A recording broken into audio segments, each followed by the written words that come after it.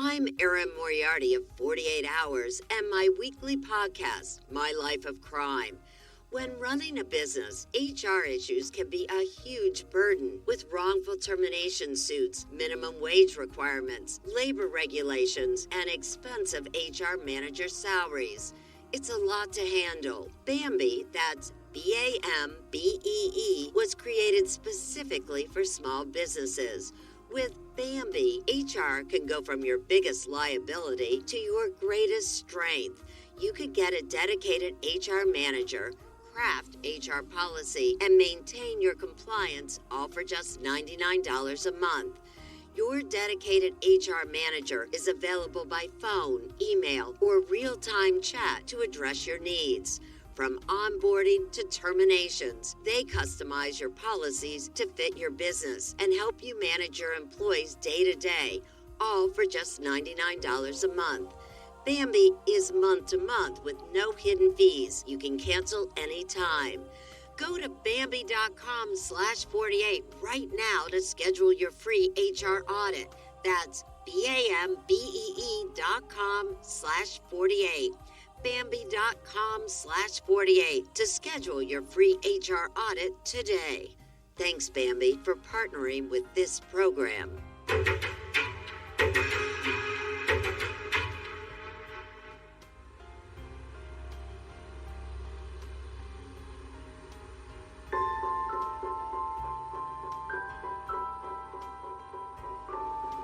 What do you think the most striking part of her young personality was to you? Her confidence.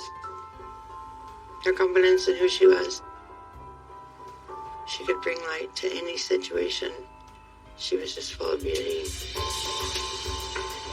She was just like, oh, I'm unstoppable. She stood out. Cheerful, caring, down for adventures. She had hopes and dreams and aspirations for her life, that there was a big future ahead for her.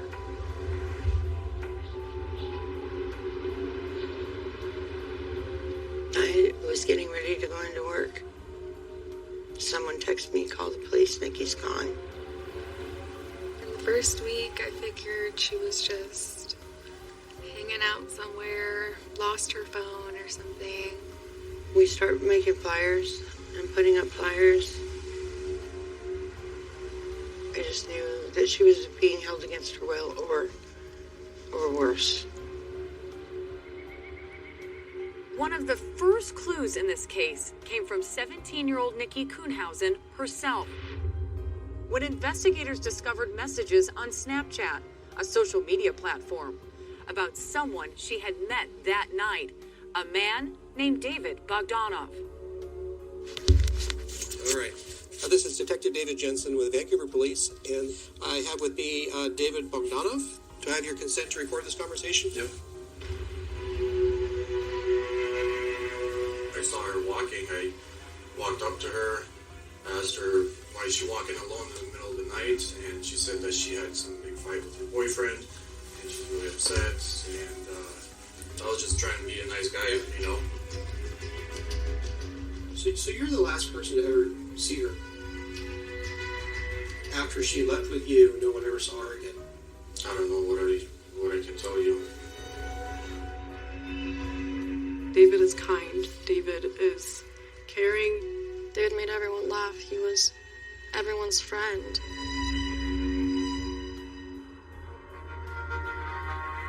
I try to keep my hopes high, but after 6 months, it's a little hard for that. When you heard that her remains were found, what was your initial reaction? It was devastating. Investigators say David Bogdanov killed 17-year-old Nikki Kuhnhausen. As her suspected killer, David Bogdanov made his first court appearance. By the time we got to trial, now we had 3 different versions of what happened. Mr. Bogdanov will testify to what happened that night. The whole time I was just yelling for her to stop. He was lying and he was full of anger. She's trying to bite me and just reaching back and scratching at my face. He had no regard for her life at all. There's a struggle going on here. trying to gouge my eyes. There's a life or death struggle going on. His actions and his words show that he intended to kill Nikki, and he intended to kill her because of who she was, a transgender young woman. This is a narrative and a story that plays out all the time. When trans people go missing, they're usually found deceased.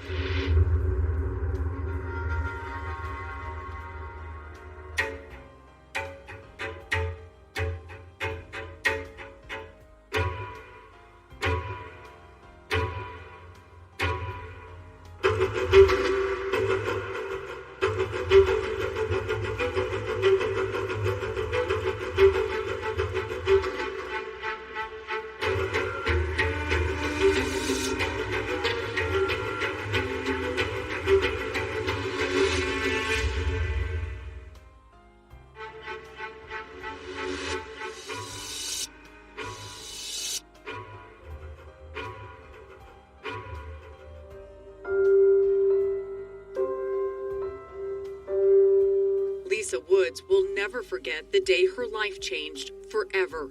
It was June 6, 2019. That's when her daughter, Nikki Kuhnhausen, seemingly vanished. Lisa says they talked daily before work. I would call her every day and talk to her before my shift. She stopped answering. Immediately, her mother's intuition kicked in. Lisa had a bad feeling. That first day, I took her sweatshirt and I made it into a pillowcase, and I slept with her picture and my Bible. Did you fear that something had happened? I knew something had happened. Lisa filed a missing persons report. At first, friend Ariel Fox wasn't too concerned. Lost her phone or something. Classic Nikki move. Ariel knew all about Nikki's moves. After all, they'd been best friends since childhood. She's like the lively friend that's just always high energy. When I first met Nikki, she was still going by Nick, but she was definitely still Nikki at heart. We lived across the street from each other, I want to say 3rd and 4th grade. Taylor Watts was a childhood friend as well. She stood out, you know. She was like cheerful, was caring. She was just Nikki. Becoming Nikki would be something of an evolution. But Lisa says she and her large family always knew. Very rarely did anybody call her Nicholas. Nikki began life as Nicholas. But from a young age, Lisa says Nikki had a strong sense of self. There's this one picture with a blonde wig on because the babysitter was a hairdresser, and she snuck into her wigs. So she always knew who she was? Mm-hmm. Yeah. She broke her arm and she had a pink cast. Her brothers were so mad that I let her get a pink cast. I'm like, she picked the color, it's her broken arm. It was around 6th grade that Nikki made her gender identity public. She decided that she was going to be Nikki all the time, not just at home. So she started dressing as herself. As a woman, young woman? As a young woman. Lisa says Nikki was widely accepted for who she was, especially among a certain in-crowd. The cheerleaders loved the way that she did her makeup, and they wanted her to do their makeup as well. And she hoped that passion would one day turn into her dream job. She wanted to be Nicki Minaj's hair and makeup artist.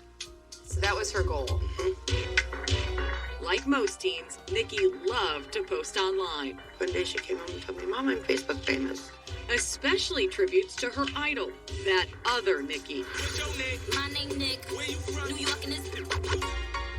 How important do you think social media was to Nikki? It was pretty important. She loved doing selfies. She loved how many likes she got.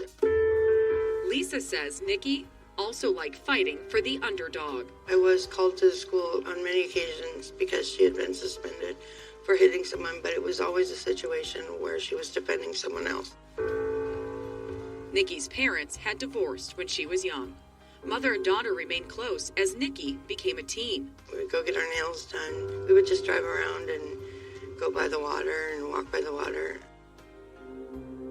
But in high school, things would begin to change. Nikki was going to school, but she would make it all the time, and she'd be hard to get a hold of sometimes. She just wouldn't wake up. She'd miss the bus. Lisa says she knew what was wrong. Nikki had started abusing drugs. She said to me, "Mommy, I don't think I can do my homework without being high." And she was 16. Friends say Nikki had started using methamphetamine. That's when I realized I was talking to an addict instead of my daughter. Lisa says there were many attempts to get Nikki into rehab to help her kick drugs for good, but nothing seemed to stick. For months, Nikki continued to struggle. Just how dangerous Nikki's addiction was became apparent to Lisa in 2018. I got a call at work from a detective. Lisa was told Nikki had been shot 6 times. Lisa raced to the hospital, expecting the worst.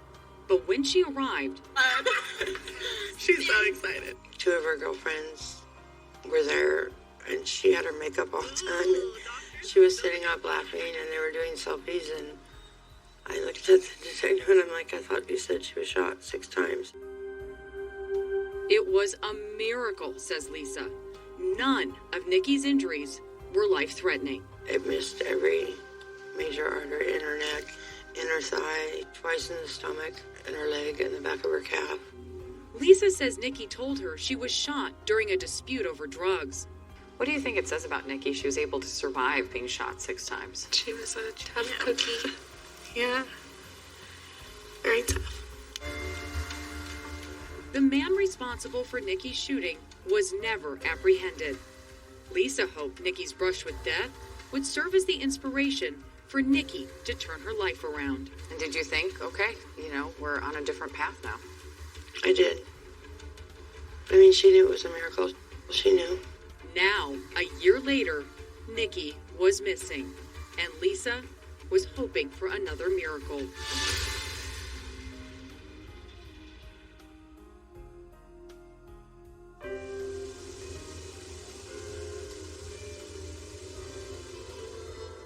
The mother of a missing Vancouver teenager not giving up hope that her child will be found safe.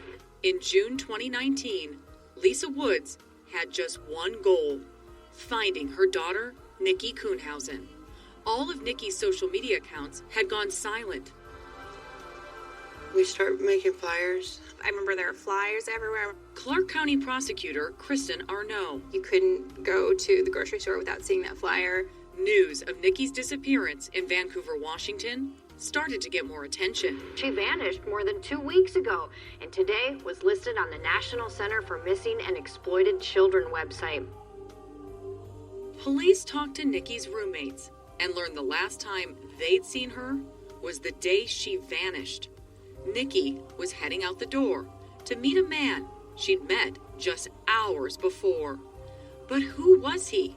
Clark County prosecutor Colin Hayes says her social media messages provided investigators with their first clue about who Nikki was seeing that night. We have their Snapchat messages, so we know that he picked her up. It would have been somewhere 5 a.m.-ish or so.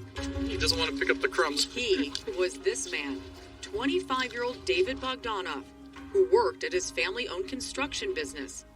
Their exchanges gave police their first glimpse of a timeline when he and Nikki met. That was the last time she was seen alive by anyone else. So detectives were looking to talk to him within a couple weeks of Nikki going missing.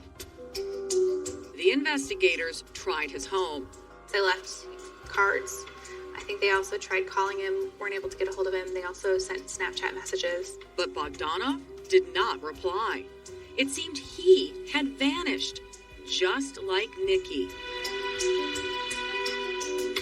Weeks grew into months without any leads. I just knew that she was being held against her will, or worse. In late September, nearly 4 months after Nikki went missing, investigators finally heard from David Bogdanov. He said he had had phone problems and had just gotten their messages. Detectives asked him to come in for questioning, hoping he could help the investigation. Until you talk to him and get the story, you don't necessarily know if maybe there was someone else after that may have seen her. So on October 2nd, Bogdanov voluntarily met with Detective David Jensen of the Vancouver Police Department. David, were you aware that this is recording? Yep. In their recorded interview, Bogdanov told Jensen he was out drinking with his brothers on June 6th when he noticed a young woman. It was on this Vancouver block around 3 a.m. that David Bogdanov claims he first spotted Nikki alone. He says he walked over to her to check to see if she was okay. They started talking. Offered her my jacket because it was really cold outside. Bogdanov also offered Nikki a drink. I said, do you want some vodka? Because I got some if you want to have a drink just to relax a little bit. And she said, sure. So I just gave her that bottle to take with her. He also gave Nikki his contact information. I did give her my Snapchat name. I wanted to just exchange Snapchat since she didn't have a phone with her. Bogdanov says he and Nikki then parted ways. A few hours later, Nikki sent him the address where she was staying with friends. Bogdanov drove over and picked her up. He said he was going to help her find her phone because her phone was missing. Later that morning, Bogdanov says he and Nikki found themselves alone in his car. Kind of just parked there in the driveway, chit-chatting a little bit, and then she told me that she's not a she. Bogdanov says that's when Nikki revealed she was transgender. I was shocked to find that out and just uncomfortable and really, really disturbed. And I asked her to please get out of the car because this is just really weird for me. She just got out of the car and I took off. He was pretty vague about the details at that point and just says that was the last I saw of her. While he was uncertain about some details of that night, Arnaud says Bogdanov was clear on one topic. He went out of his way to make sure that they knew that he found that anyone who was part of the LGBTQI community, that he found them disgusting. LGBTQI is an abbreviation to refer to lesbian, gay, bisexual, transgender, queer, and intersex people and communities. For me, it's even disturbing when I'm around a gay person or somebody bi or transsexual or something, So I just got disgusted and I asked her to just get out. Bogdanov offered up another piece of information, though he was never asked. I wish I could help you more, but I don't know. I'm not a kind of person I'm not even a violent person, at all, nothing. Bogdanov's interview ended and he left the police station. Then, on December 7th, 2019, 6 months after Nikki vanished, a man walking on nearby Larch Mountain found something that would change this case forever. Nobody goes about their day expecting that they're going to find a body.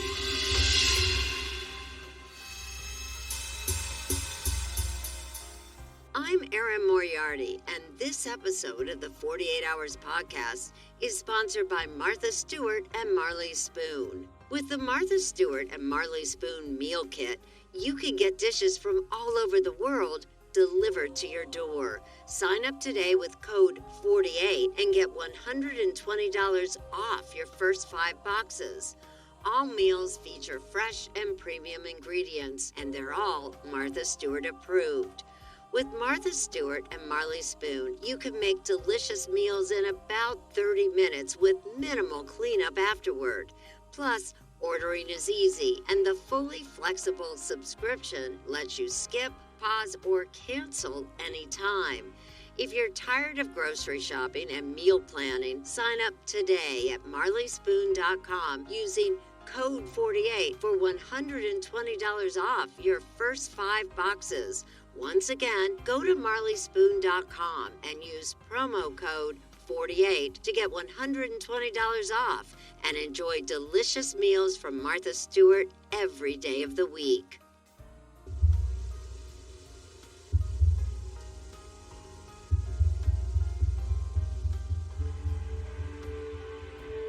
I had made her a Christmas card that morning because I had hoped that she was coming home. It was nearly Christmas 2019, and Lisa Woods was aching for one miraculous gift, the safe return of her 17-year-old daughter, Nikki Kuhnhausen. She'd been missing for 6 unbearable months. And I prayed to bring my baby home. Just bring my baby home to me. But the unsettling discovery of a human skull on December 7th, 2019, brought a swarm of local authorities to thickly wooded Larch Mountain, including Detective Joe Swenson from the Clark County Sheriff's Office. This was the trail that we actually entered into the area, and there were items found immediately inside the tree line. Underneath the dense canopy of trees, the remnants of a human life had been scattered by animals down a steep ravine. There were a bunch of clothing items found down there, specifically like a green jacket, some underwear, there was a bandana, there were more bones, jewelry. You also found a phone cord. Correct. What's the significance of that? When we found the phone charging cord, it was tied in a knot, but it was in a circle, about 4 inches in diameter. Tangled inside the knotted cord were artificial, multicolored hair extensions. So looking at the cord in conjunction with the hair, it seemed pretty obvious that if it were placed around somebody's neck, that's how the hair would have gotten caught up in it. After combing the rugged terrain for 2 days, detectives suspected someone had been murdered. You know, we had a couple of missing persons cases that were kind of on our mind. We started talking with more detectives and other agencies and learning, hey, this could be Nikki Kuhnhausen. And come to find out, she's been missing for 6 months. That's when the Vancouver police began another exhaustive search, says Swenson, comparing evidence photos taken on the mountain to Nikki's personal photos found online, looking for matches. And actually found a lot of images of her wearing the exact items that we had found up here. And so it was a good confirmation initially to be able to say, yeah, we're pretty sure this is Nikki. About a week later, dental records verified the victim's identity. It was Nikki Kuhnhausen, and it was murder. The medical examiner determined that Nikki had been strangled to death with that cell phone charger cord. Sorry for interrupting your commute this morning.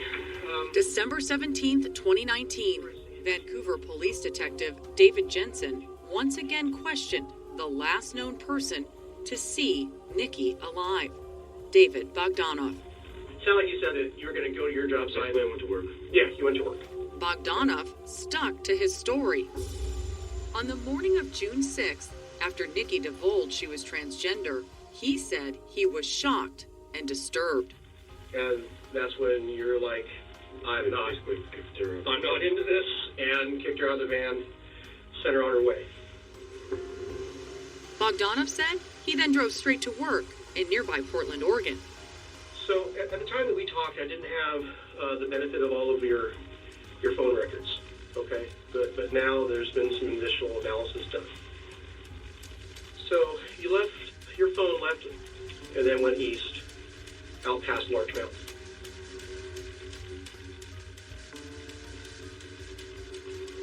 What happened on that trip? His cell phone record suggested he had never driven to work that morning, but actually traveled in the opposite direction to Larch Mountain. That trip took about an hour round trip, up some logging roads, and then back again. And go on top of the alert. Okay, all right. So you're being arrested today for the murder of Nikki Kuhnhausen, whose remains have been discovered, who was strangled to death. Okay. Stand up for me, please.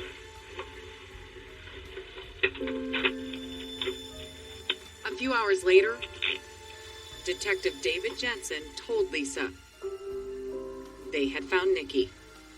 And I fell on my knees and started screaming, and he came in and held me until I could gain my composure. After I calmed down, Dave told me, I want you to know that I arrested David this morning. I wanted to make sure he was charged and behind bars before I came and told you.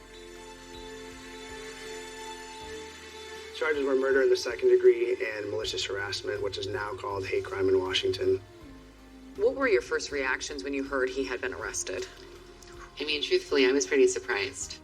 Clinical social worker Devin Davis Williamson and Lyndon Walls are transgender activists. They launched the Justice for Nikki Task Force. Most of the time in our culture, in our country, if a trans person is killed, there is not an arrest made. We think it's right around 30% of trans people who are murdered have someone arrested and fully prosecuted. Having someone held accountable, I think only that can start the healing. And also bring attention to some of the things that the trans community is burdened with. Part of their burden, says Lyndon, is living with fear. Fear of being misunderstood. Fear of being attacked. A recent UCLA Law School study concluded that transgender people are 4 times more likely than non-transgender people to become victims of violent crime. An explosion of hate the American Medical Association has called an epidemic of violence. A transgender woman was found shot and killed over the weekend. We need this to stop.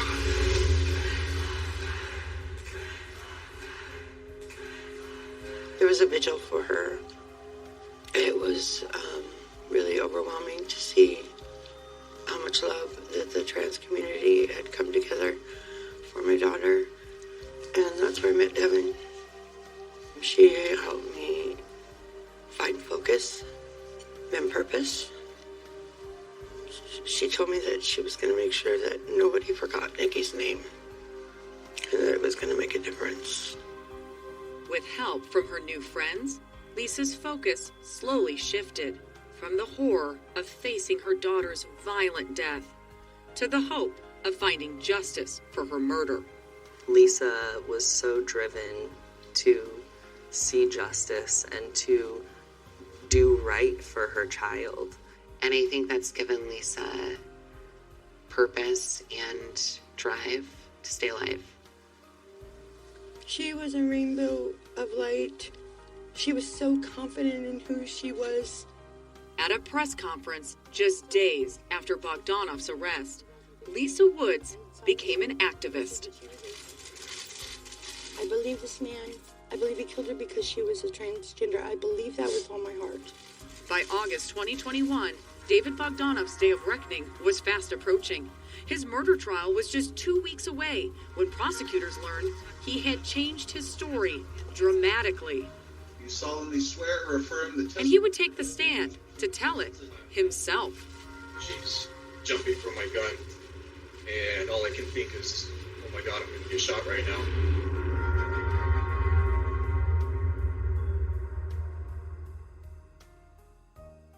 I'm Erin Moriarty of 48 Hours and my weekly podcast, My Life of Crime.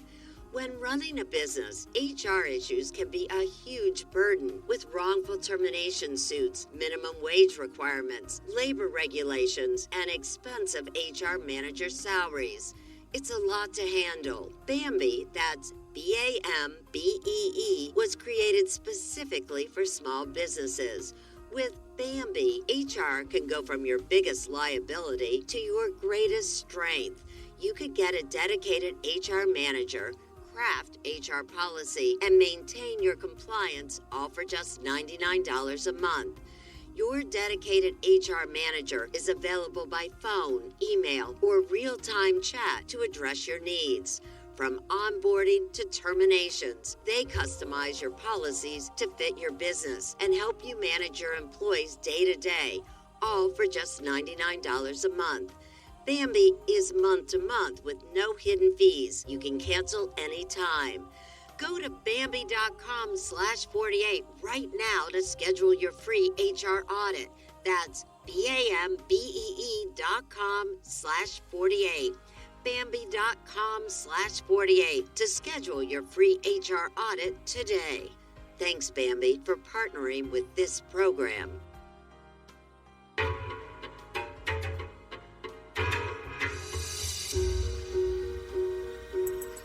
was there for everyone, no matter what.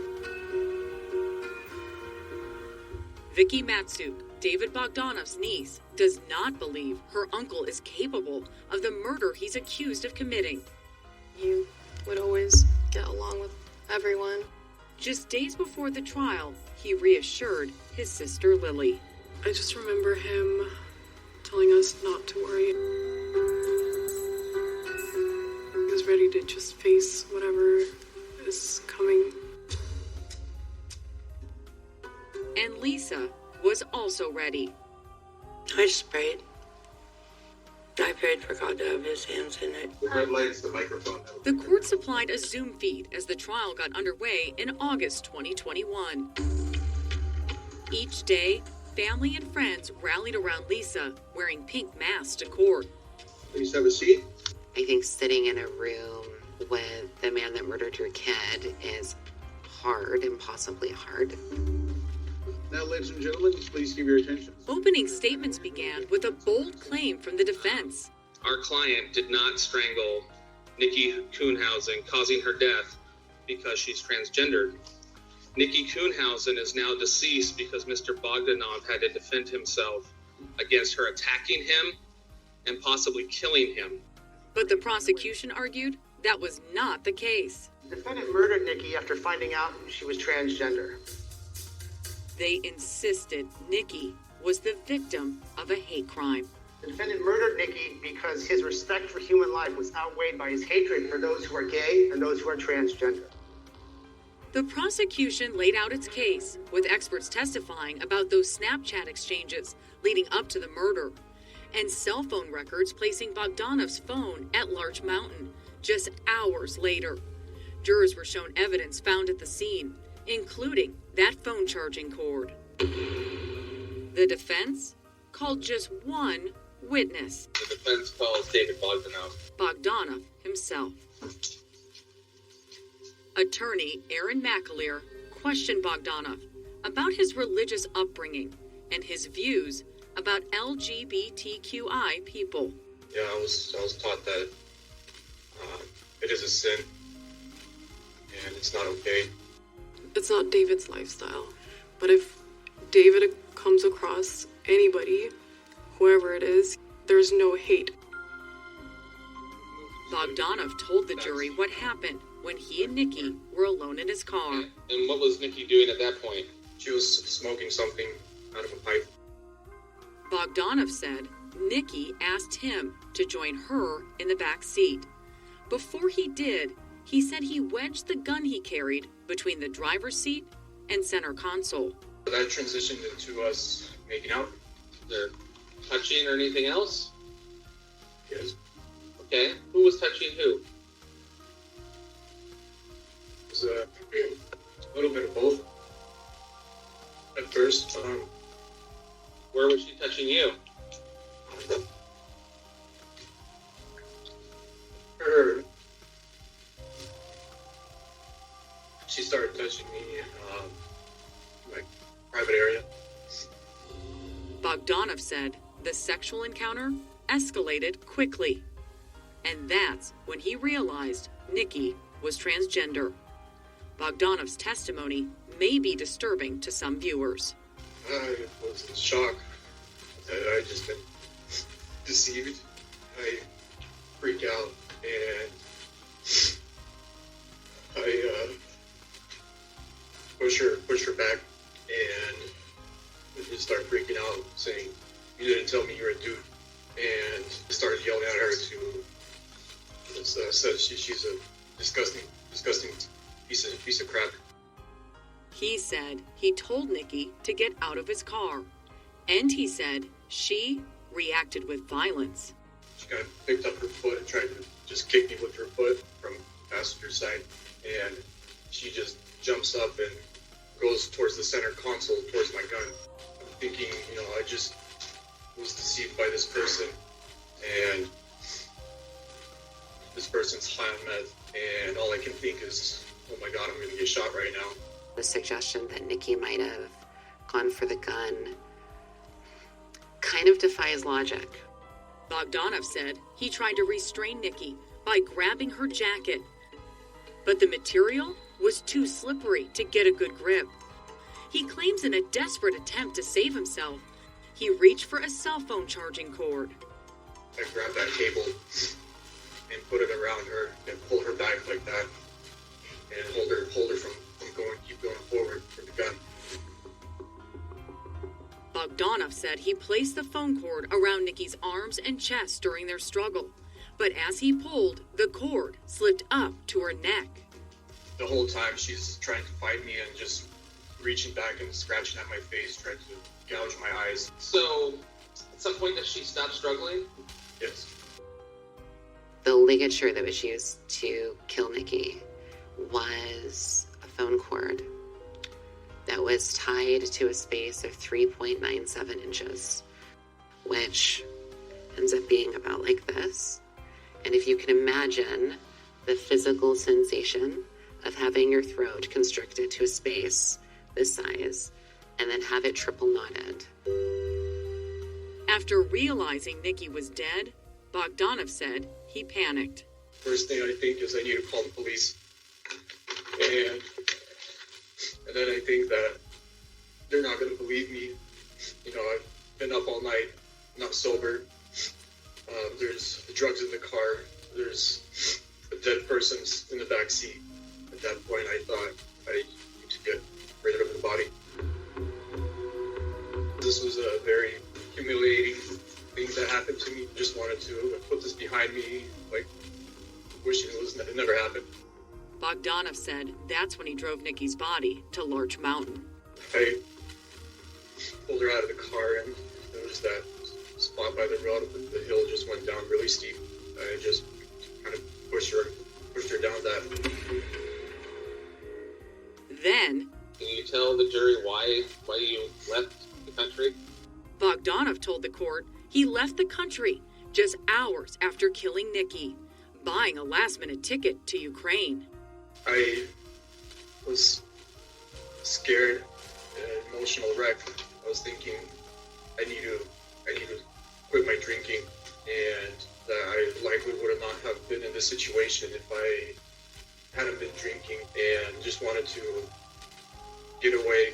The fact that he had multiple different stories, that he had at least 2 opportunities to give this explanation to detectives and hadn't, the fact that he dumped the body, the fact that he ran from the country, all things kind of point to a guilty conscience and not someone who thinks that their actions are justified.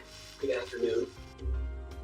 Both sides made their case one last time during closing arguments. His motivation his entire time has been about his hate, his rage, and his shame for finding out that Nikki was transgender. It's not about fear. This case is not about self-defense. I want to start by saying Defense attorney Matthew Hoff strongly disagreed. Nikki Kuhnhausen is not here today, not because she was transgender, but because Mr. Bogdanov was put in a life and death situation. Learn more about the life and death of Nikki Kuhnhausen at 48hours.com.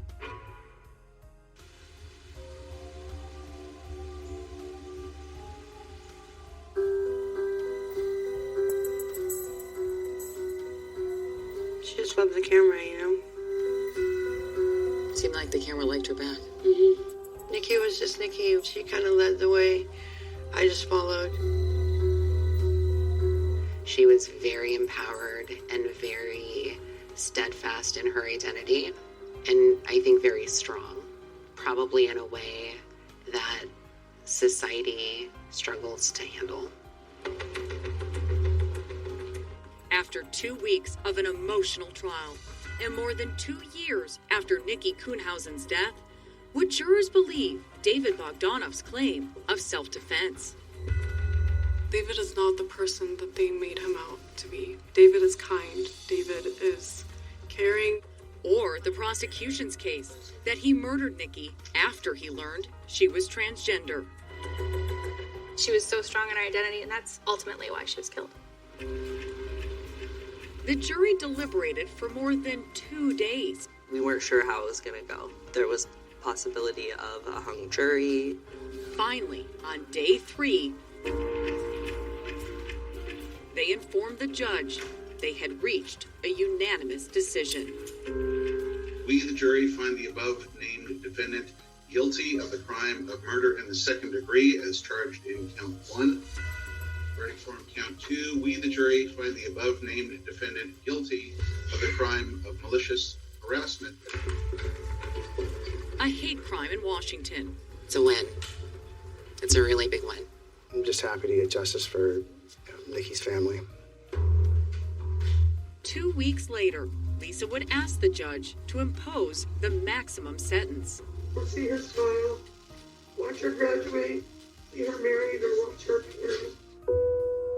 I wanted to show how Nikki could have been, and so many things that were stolen from us, so many milestones that she'll never get to do. And I miss her every day.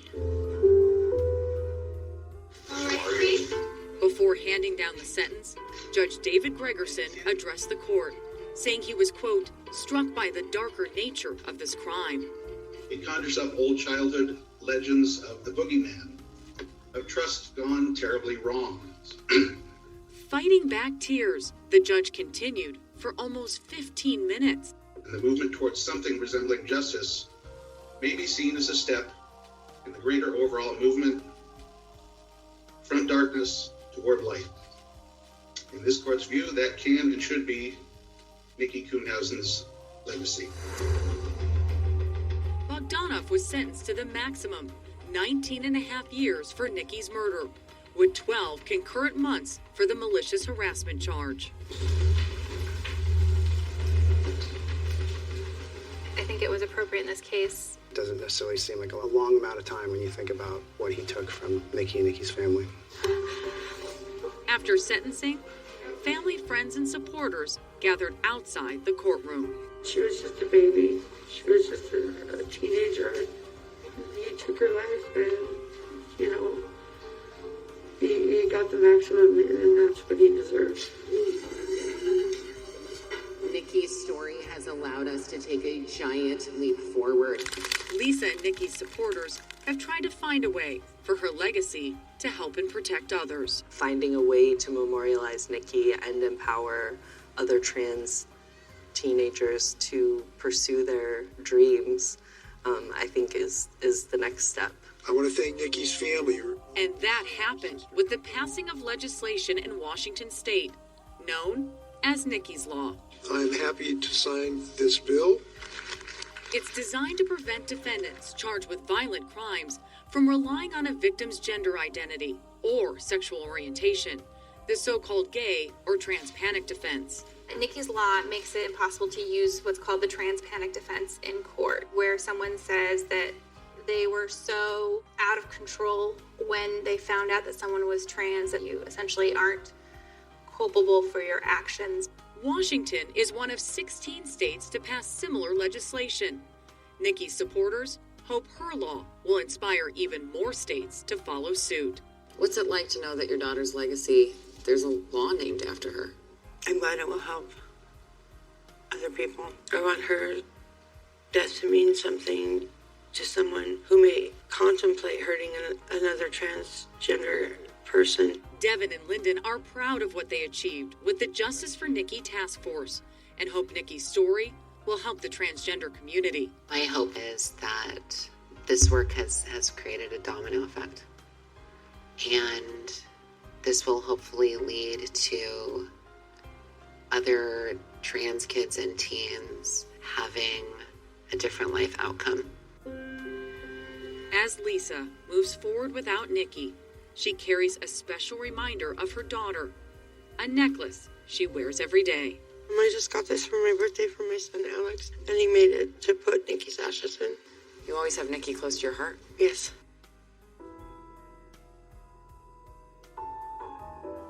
How do you want Nikki remembered? For her loyalty to what she believed in, staying true to who she was. Staying true to her family and friends no matter what. Unconditional love for everyone.